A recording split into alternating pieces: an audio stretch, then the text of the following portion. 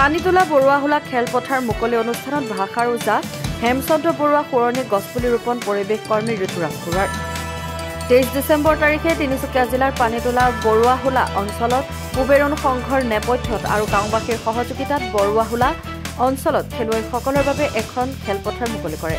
খেলপথাৰ মুকলি অনুষ্ঠানত ভাষাৰ ওজা হেমচন্দ্ৰ বৰুৱা সোঁৱৰণী গছপুলি ৰোপণ কাৰ্যসূচী শুভাৰম্ভ কৰে পৰিৱেশ কৰ্মী তথা পৰিৱেশ সুৰক্ষা সমিতিৰ কেন্দ্ৰীয় সভাপতি ঋতুৰাজ বৰুৱাই। গছপুলি শুভাৰম্ভ কৰি পৰিৱেশ কৰ্মী ঋতুৰাজ বৰুৱাই সকলোকে গছপুলি ৰোপণ আৰু প্ৰতিপালনৰ দ্বাৰা পৰিৱেশ প্ৰদূষণ নিয়ন্ত্ৰণৰ ক্ষেত্ৰত সহায়ক হ'বলৈ আহ্বান জনায়।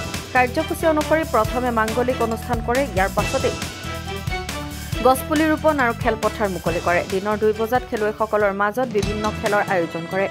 এই কাৰ্যসূচীত পৰিৱেশ সুৰক্ষা সমিতিৰ কেন্দ্ৰীয় কাৰ্যকৰী সভাপতি দিগন্ত ভট্ট, তিনিচুকীয়া জিলা উপসভাপতি বিচিত্ৰ বৰঠাকুৰ, তিনিচুকীয়া জিলা সম্পাদক ফটিক মৰাণ, কুবেৰণ সংঘৰ সভাপতি অৱনী দাস, সম্পাদক জিতুল দাস উপস্থিত থাকে।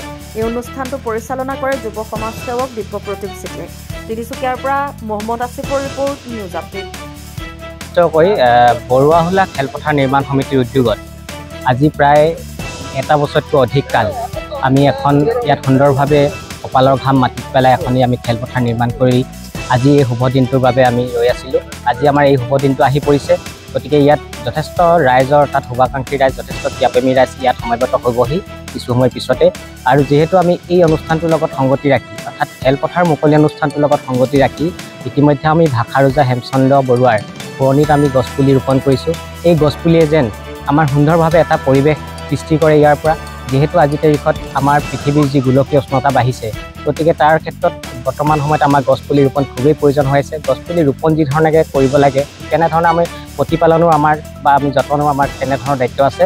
গতিকে তাৰ এটা মহৎ উদ্দেশ্য লৈ আমি আচলতে আমাৰ এই খেলপথাৰ অনুষ্ঠানটোৰ যোগেদি আমি এটা গছপুলি ৰোপণ কাৰ্যসূচী ইয়াত ৰাখিছিলোঁ।